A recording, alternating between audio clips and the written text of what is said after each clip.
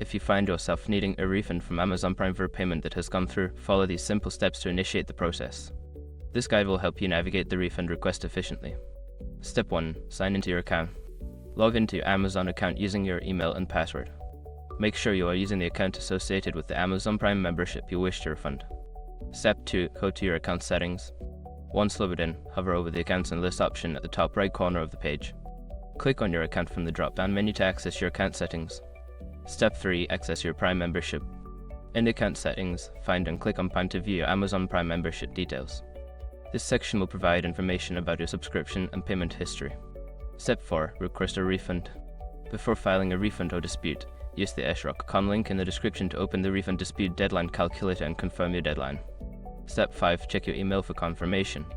After submitting your refund request, check your email for a confirmation from Amazon. They will notify you about the status of your refund, which may take a few days to process. By following these steps, you can easily request a refund from Amazon Prime. If you have any issues, consider reaching out to Amazon customer service for further assistance.